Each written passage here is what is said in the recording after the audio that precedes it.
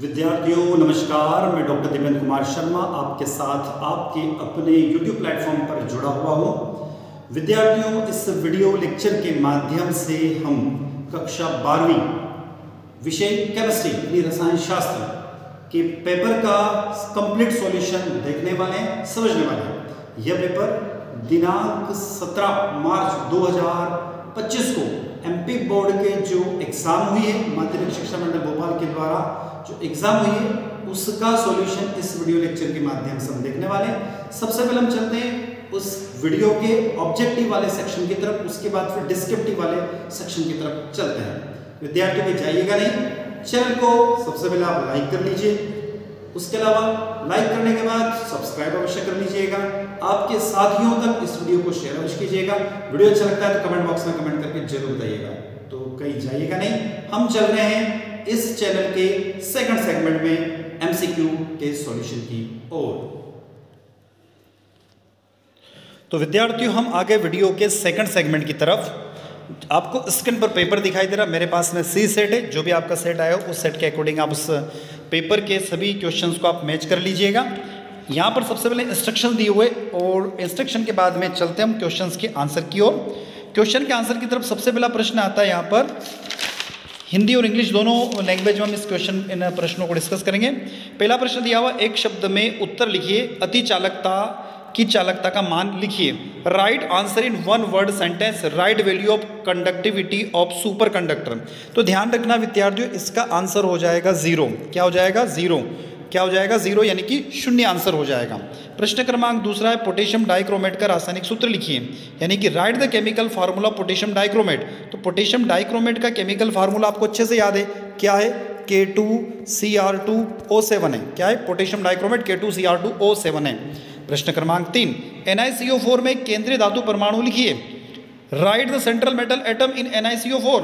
तो विद्यार्थियों यहाँ पर आपको क्लियर दिखाई दे रहा है क्वेश्चन में Ni सेंट्रल मेटल आयन कहाँ पे होता है? सबसे शुरुआत में होता है, तो इसमें आंसर हो जाएगा Ni निकल।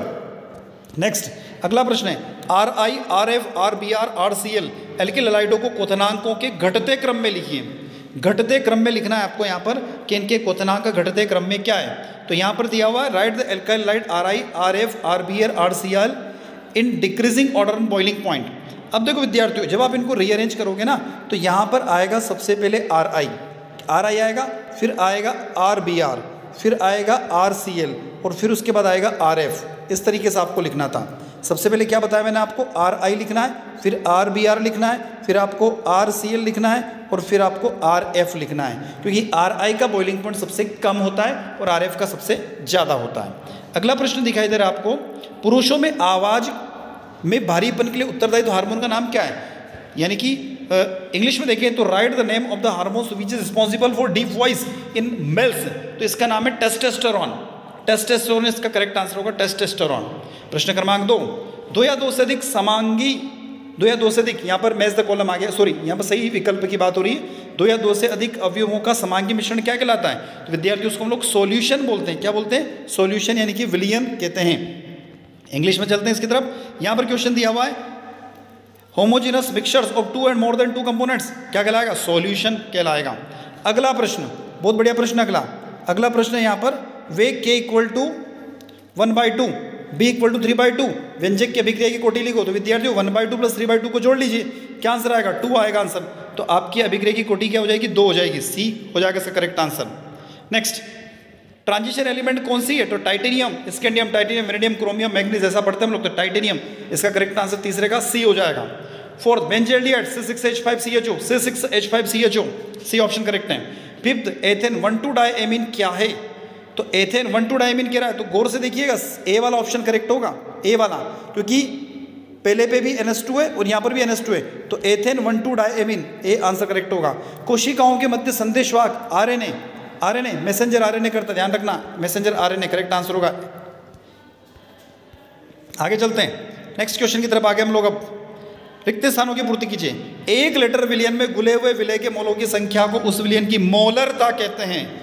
लिखा होगा आप लोगों ने, the number of moles of solute dissolved in 1 litre of solution is defined as molarity. Next question, प्रथम कोटि अभिक्रिया के वेग स्थिरांक की इकाई सेकंड इनवर्स। क्या है? Second inverse. The unit of the first order reaction rate constant is, क्या लिखोगे, सेकंड इनवर्स लिखोगे आप। नेक्स्ट क्वेश्चन, फेलिंग अभिकर्मक के दो विलियन, फेलिंग विलियन ए व फेलिंग बी होते हैं।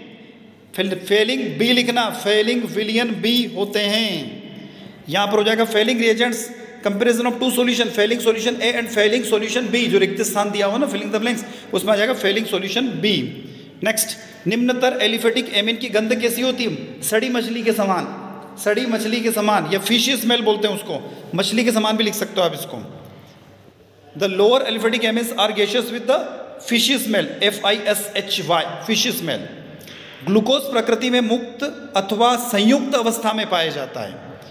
The glucose occurs freely in nature as well as in the combined form, कौन से फॉर्म में, कंबाइंड फॉर्म, सुक्रोज में पाया जाता है ना। नेक्स्ट, यदि तीसरा एमिनो अम्ल डाइपेप्टाइड से संयोग करता है तो उत्पाद क्या कहलाएगा विद्यार्थियों, ट्राइपेप्टाइड कहलाएगा। क्या कहलाएगा, tripeptide. If third amino acids combine to dipeptide the product is called the tripeptide. Next, true and false के पास आ गए हम लोग। अब ऐसे विलियन जो सभी सांद्रताओं पर राउल्ट के नियम का पालन करते क्या कहलाते, ट्रू, ये स्टेटमेंट ट्रू है, ध्यान रखना। The solution which obey Raoult's law over the entire range of the concentration are known as a ideal solution. Next, cell विभव कैथोड और एनोड के इलेक्ट्रोड विभव अपचयन विभव का योग होता है, तो ये स्टेटमेंट भी ट्रू है। सेकंड भी ट्रू है, the cell potential of the addition of the electrode potential, reduction potential of the cathode and anode, ये कथन सत्य है, ट्रू है, ध्यान रखना। Next, Ca2 positive Mg2 positive ion EDTA के साथ स्थायी संकुल बनाते हैं विद्यार्थियों, this statement is also true, ये भी सत्य है। तीसरा, the Ca2 positive Mg2 positive ion form stable complex with EDTA, this statement is a true. Next, C2H5OCH3 एक सममिति थर है, अरे भैया अनसिमेट्रिक की थर है, ये स्टेटमेंट फॉल्स है, गलत है। क्या है, C2H5OCH3 सिमेट्रिक की थर, नहीं, स्टेटमेंट गलत, फॉल्स। कीटोन में कार्बोनाइल समूह होता है, अरे भैया कितनी बार पढ़ रखा है आप लोगों ने, हमने वीडियो लेक्चर में भी पढ़ाया था, कीटोन में कार्बोनाइल ग्रुप होता है, ये स्टेटमेंट भी ट्रू है।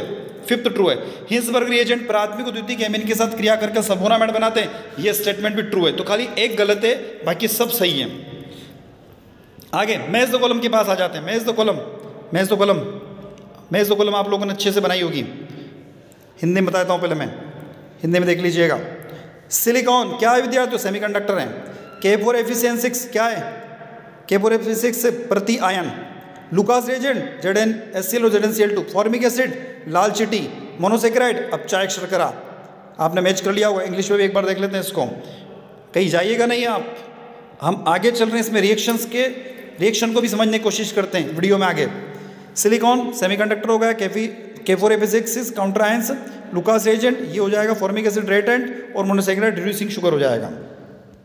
अब हम यहाँ से कुछ प्रश्नों की तरफ चलते हैं। विटामिन ए के कुछ 4 प्रमुख स्रोतों के नाम लिखिए, और प्रोटीन के कोई 4 प्रमुख स्रोतों के। तो भैया विटामिन ए और प्रोटीन के स्रोत सेम होते हैं, क्यों, क्योंकि आप गाजर, शकरकंद, पालक, अंडे, चिकन, मछली, दालें, दोनों का आंसर सेम ही होगा, कुछ भी लिख सकते हैं। संचारण की परिभाषा लिखिए, तो संचारण क्या होता है कि लोहे पर जंग लगने की क्रिया संचारण कहलाती है, यानी कि जो धातु होती है उनका धीरे धीरे डिप्लेक्शन होना, उनको खत्म होना संचारण कहलाता है। किसकी उपस्थिति में, ऑक्सीजन और नमी की उपस्थिति में क्रिया होती है। उदाहरण लिख देना, जंग का लगना संचारण की क्रिया कहलाती है। फैराडे के विद्युत अपघटन का नियम क्या है, विद्युत अपघटन के दौरान इलेक्ट्रोड पर जमा या मुक्त होने वाले पदार्थ की मात्रा प्रवाहित विद्युत धारा के समानुपाती होती है। क्या होती है, समानुपाती होती है। हम क्या लिखते हैं, W प्रोपोर्शनली Q लिखते हैं, और बाद में जाके W इक्वल टू हम लिखते हैं ZIT लिखते हैं, याद हो तो आपको। तो ये आपका फैराडे का प्रथम नियम हो जाएगा। प्राथमिक अभिक्रियाएं किसे कहते हैं, प्राथमिक अभिक्रियाएं ऐसी अभिक्रियाएं होती है जो सिंगल स्टेप में होती है, ध्यान रखना, सिंगल स्टेप में होती है और स्लोज होती है। सिंगल स्टेप में होती है और स्लो होती है, उन्हें हम एलिमेंट्री रिएक्शन कहते हैं। कॉम्प्लेक्स रिएक्शन के क्या होती है, तो ऐसी अभिक्रिया जो 2 या 2 से अधिक स्टेप में होती है। प्राथमिक में आप लिख सकते हो यहाँ पर SN2 रिएक्शन, प्राथमिक अभिक्रिया में आप SN1 को बता सकते हो एलिमेंट्री रिएक्शन में, और कॉम्प्लेक्स में आप SN2 रिएक्शन को बता सकते हो। अब अंतराकाशीय यौगिक के कोई भी 2 इंटरस्टिशियल कंपाउंड पढ़ रखा हमने, डी ब्लॉक के एलिमेंट्स होते हैं, ठीक है ना, मेटेलिक करेक्टर बताता है, ये वेरिएबल ऑक्सीडेशन स्टेट्स होती है, ऐसे कुछ करेक्टर्स। डी और एफ के आपको अनुप्रयोग लिखना था। डी एक मेटल होती है, अलॉय बनाने के काम में आती है, ठीक है। इसके अलावा ये कंडक्टर्स बनाने के काम में आते हैं, तो ऐसे आपको उपयोग लिखना था। होमोलिप्टिक कॉम्प्लेक्स और हेटेरोलिप्टिक कॉम्प्लेक्स, ये कहाँ से लिया, तो होमोलिप्टिक कॉम्प्लेक्स और हेटेरोलिप्टिक कॉम्प्लेक्स, होमोलिप्टिक कॉम्प्लेक्स जिसमें सभी आयन एक जैसे होते हैं, और हेटेरोलिप्टिक में जिसमें आयन्स चेंज हो जाते हैं, डिफरेंस हो जाते हैं। उसके अलावा पोटेशियम टेट्रासाइनो निकलेट, इसके बारे में बात कर लेते हैं, चलो। मैं सभी प्रश्नों की तरफ चल रहा हूँ, जितनी भी रिएक्शन उनको भी समझेंगे। पोटेशियम टेट्रासाइनोनिकलेट, तो क्या कह रहा, पोटेशियम टेट्रासाइनोनिकलेट की बात करा, तो साइना SN आ जाएगा, कितना टेट्रा मतलब 4 हो जाएगा, ठीक है, क्या हो जाएगा CN 4 हो जाएगा, क्लियर। अब पोटेशियम यानी कि K आ जाएगा, निकल मतलब Na आ गया, तो इसको ब्रैकेट में बंद करने का है ना। अब सेकंड कह रहा है वो, तो यहाँ पर आप लिख दोगे 2 K2NiCN4, यदि आपने ये लिखा तो सही होगा, K2NiCN4 हो जाएगा। अगला नेक्स्ट पेंटा अमीन कार्बोनेटो कोबाल्ट थर्ड क्लोराइड, पेंटा अमीन कार्बोनेटो, तो कार्बोनेटो का मतलब होता है CO3, ध्यान रखना। पेंटा एमीन तो NH3 तो आपके कितने हो जाएंगे विद्यार्थियों, 5 हो जाएंगे, ठीक है। चलो इस पूरे क्वेश्चंस को मैं बोर्ड पे लेके चल रहा हूँ आपको। अब वीडियो का अगला सेगमेंट जो आ रहा है उसको हम पूरा बोर्ड पे समझने की कोशिश करते हैं।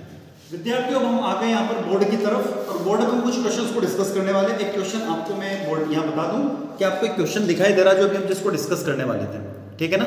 इस क्वेश्चन पे जिस हम बात कर रहे हैं, तो आपको ये प्रश्न आपको स्क्रीन पर दिखाई दे रहा है, क्लियर है।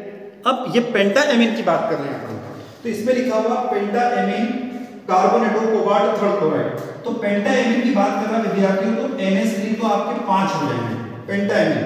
फिर कार्बोनेटो का मतलब CO3 हो जाएगा, ठीक है। कोबाल्ट मतलब आपका सेंट्रल मेटल आयन हो गया, क्लियर। वो क्या कह रहा, थर्ड क्लोराइड कह रहा होगा, तो ध्यान रखना थर्ड क्लोराइड उसने कहा है ना। तो अब ऐसी स्थिति में आप क्या करोगे, यहाँ पर क्लोराइड कितना आना चाहिए, तो इसके ऊपर 2 नेगेटिव आयन होते हैं और Cl के ऊपर 1 आयन होते हैं, तो यहाँ पर ओनली Cl 1 आएगा। तो आपने यदि ये लिखा होगा तो सही है, इसके अलावा दूसरा कुछ भी लिखा होगा तो वो गलत होगा, दूसरा जो भी लिखा होगा आपने वो गलत हो जाएगा, ध्यान रखना। और पोटेशियम टेट्रासाइक्लोनिक्लेट का भी हमने कहा, तो यहाँ पर हो जाएगा K2Ni, उसके अलावा टेट्रासाइनोCN4, ये पहला वाला है और ये दूसरा वाला। यदि आपने दोनों फार्मूले लिखे हैं तो सही है, बाकी इसके अलावा जो भी लिखा है वो गलत होगा। चलते आगे, इसके और भी क्वेश्चन दिया हुआ है, K2PdCl4 का आपको नाम लिखना है, K2PdCl4 का आपको नाम लिखना है, और CrNH3 का नाम लिखना है। तो K2PdCl4 का नाम क्या होगा, तो K2PdCl4 का यदि आपने नाम लिखा होगा तो इसका नाम होगा पोटेशियम टेट्राक्लोरोपेलिडेट, याद रखना, पोटेशियम टेट्राक्लोरोपेलिडेट सेकंड आयन, ये आपको नाम लिखना होगा। उसके अलावा अगला प्रश्न जो आता है, अगला क्या कह रहा हो, CrNH3 H2O थ्राइस, और यहां पर दिया हुआ उसने Cl3, ऐसा कुछ दिया हुआ है। अब आपको इसका नाम लिखना है, तो देखो NH3 को हम बोलते हैं एमीन, NH3 को कहते हैं एमीन, और H2O को कहा जाता है एक्वा, H2O को कहा जाता है एक्वा। तो आपको लिखना पड़ेगा ट्राई एमीन ट्राई एक्वा, ठीक है, try amine try aqua chromium third chloride, इस तरीके से इसका नाम बन जाएगा, क्लियर। देख लीजिएगा आप इसको। अगले प्रश्न की तरफ चल रहा हूं मैं। नेक्स्ट क्वेश्चन जो दिया हुआ, अगला प्रश्न आप आपके क्वेश्चन पेपर मैच कर लीजिएगा जो भी होगा। अगला प्रश्न यहाँ पर कुछ ऐसा दिया हुआ है, यहाँ पर OH दिया हुआ है और SOCl2 दिया हुआ है। इस रिएक्शन को आपको कंप्लीट करना है, और एक और यहाँ पर ऐसी कुछ रिएक्शन दी हुई है, यहाँ पर रिंग बनी हुई है और यहाँ पर लिखा हुआ है CH2CH3 और यहाँ पर लिखा हुआ उसमें NO2, ठीक है। ऐसा एक क्वेश्चन आपको दिखेगा, उसमें लिखा है कि draw the structure of the major mono halogen product for the following chemical reactions. इन दोनों रिएक्शंस को कंप्लीट करना है। अब यहाँ पर उसने एरो का साइन बनाकर Br2 लिखा है, और कुछ उसने यहाँ पर कचरा डाल रखा है, कचरा मतलब क्या कह सकते हैं, हीट डाल दी, ठीक है, और UV लाइट डाल दी, ऐसा कुछ प्रश्न है। तो देखो ये प्रश्न आप लोगों ने पढ़ा है, क्या है, यहाँ पर आपको इस OH को गायब करना है। जब इस OH को गायब करोगे तो इसकी जगह, तो सॉरी रिंग नहीं आएगा, इसकी जगह Cl आ जाएगा, प्लस यहाँ पर क्या है, ये SO के पास O आ जाएगा, SO2, एक Cl यहाँ से यहाँ चलाएगा तो HCl, तो आपका प्रोडक्ट बना SO2 प्लस HCl। ऐसे कुछ रिएक्शन आपको लिखना होगी। क्या आपने ऐसी रिएक्शन लिखी है? यदि ऐसे लिखी होगी तो आपको आंसर 100% सही है। नेक्स्ट अगला है, ऐसे कुछ रिएक्शन दे रखी है, अब आपको करना है कि इसको गायब करना है ऐसे। जब इसको आप गायब करोगे तो यहाँ पर ऐसे मोड बने हुए हैं, इस NO2 को डिस्टर्ब नहीं करना है, यहाँ पर CH2 लिखना है, यहाँ पर Br लिखना है, और ये CH3Br के साथ चल जाएगा। ऐसा लिखा है आप लोगों ने, देख लीजिएगा। यदि ऐसा लिखा है तो रिएक्शन आपकी सही होगी, इसके अलावा जो भी कुछ लिखा है तो रिएक्शन गलत होगी, देख लीजिएगा। अब इसके और वाला चलते हैं, इसके और वाला भी देख लेते हैं, इसके और वाले को डिस्कस कर लेते हैं। चलो इसके और वाले को डिस्कस कर लेते हैं। मैच कर लिया होगा आप लोगों ने, देख लीजिएगा। इसके और वाला डिस्कस करते हैं। और वाला दिया है यहाँ पर, और वाला दिया हुआ है, यहाँ बॉन्ड बना हुआ है और यहाँ पर Br2 लिखा हुआ है, ठीक है। यहाँ पर वापस उसने हीट दिया और यूवी लाइट दी थी उसने, और यहाँ पर लिखा हुआ है CH3 CH2 Br लिखा हुआ है प्लस NaI लिखा हुआ है। आपको याद हो तो इस रिएक्शन को हम लोग फिंकलेस्टीन रिएक्शन बोलते हैं। क्या बोलते हैं? फिंकलेस्टीन रिएक्शन। तो इसकी रिएक्शन की तरफ चलता हूं। इस डबल बॉन्ड को डिस्टर्ब नहीं करने का। क्या करोगे? देखो यहां से आपको एक हाइड्रोजन निकालना और ये Br के साथ जाएगा, कौन बन गया? HBr, और यहां पर कौन भाई साहब आ जाएंगे? Br आ जाएगा। ये प्रोडक्ट बना क्या? देख लीजिएगा। इसकी तरफ आ रहा है, कुछ नहीं करना आपको, इसके साथ I को ले जाना, Na के साथ Br को ले जाना। आपका प्रोडक्ट है CH3 CH2R प्लस NaBr।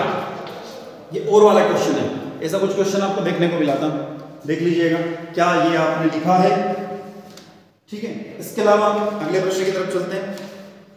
कुछ और प्रश्न दे रखे इसने। अगला प्रश्न है डायएजोकरण। अरे भैया डायजोटाइजेशन रिएक्शन है, बेंजीन डायजोनिक क्लोराइड की रिएक्शन आप फिनॉल के साथ कर दीजिए, उसको डायजोटाइजेशन बोलते हैं, डायजोटाइजेशन बोलते हैं, उसको ध्यान रखिएगा। डायएजोटाइजेशन रिएक्शन लिख देता हूं। डायएजोटाइजेशन रिएक्शन क्या है? तो देखिएगा यहां पर हम क्या कह रहे हैं, बेंजीन का रिएक्शन फिनॉल के साथ करना है, ठीक है ना। सॉरी, ये मैं ले रहा हूं यहां पर N डबल बॉन्ड NCl, इसका नाम है बेंजीन डायजोनियम क्लोराइड। इसका रिएक्शन मैं कर देता हूं फिनॉल के साथ और यहां पर एक H निकलता है, ये दोनों चले जाएंगे, प्रोडक्ट क्या बनेगा?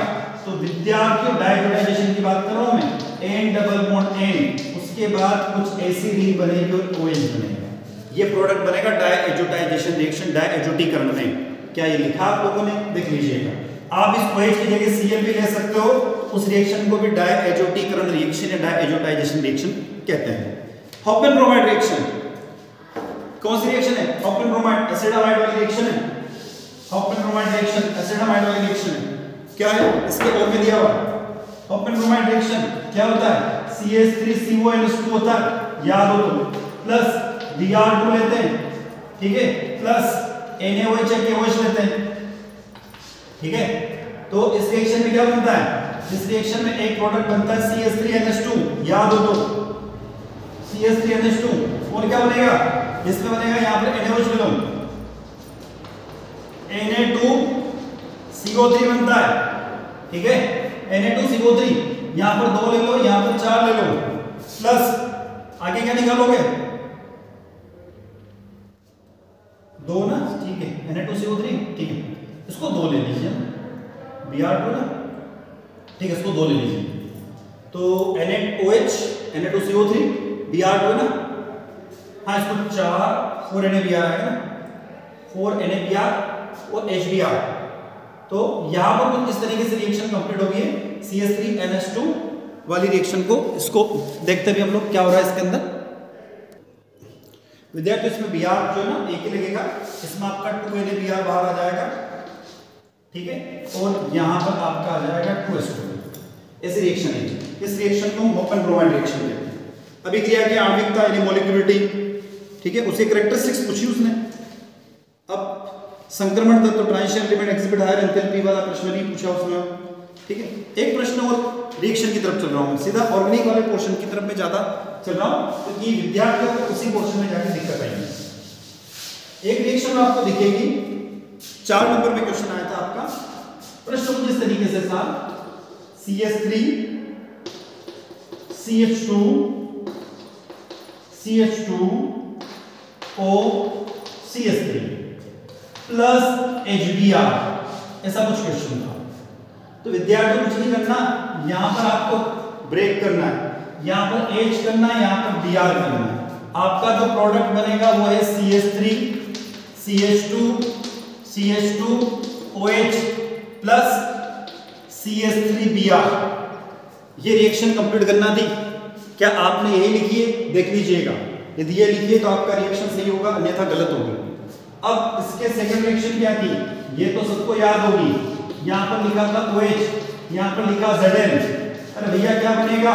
बेंजीन बनेगा प्लस ZNO बाहर चला जाएगा। क्लियर है? अगली रिएक्शन की तरफ चलता हूं। यहां से मैं नोट कर लीजिए आप लोग। तीसरी रिएक्शन चेक कर लीजिए आपके आंसर कितने सटीक है, कितने सही हैं।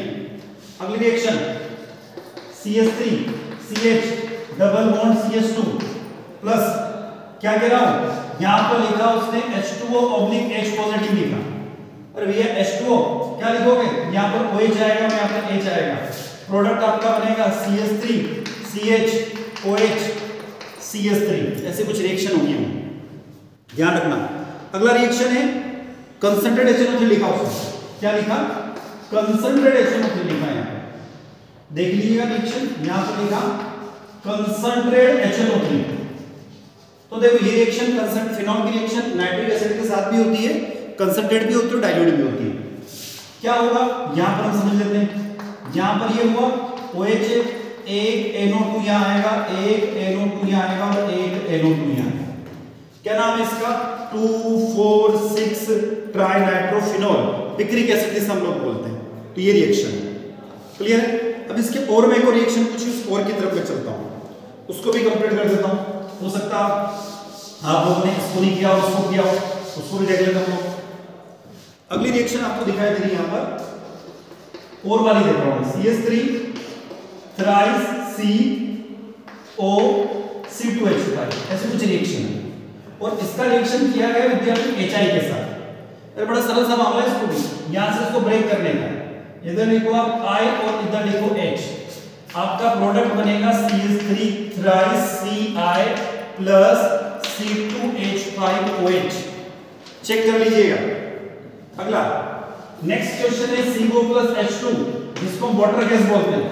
CO प्लस H2 का कॉम्बिनेशन वाटर गैस कहलाता है। इसकी रिएक्शन उसने लिखा है यहाँ पर ZNO, फिर यहाँ पर लिखा Cr2O3, ठीक है, फिर यहाँ पे 200 और कुछ एटीएम लिखा हुआ। तो यहाँ पर बड़ा सरल सा प्रोडक्ट है विद्यार्थियों, CH3OH बनेगा और कुछ भी नहीं बनेगा।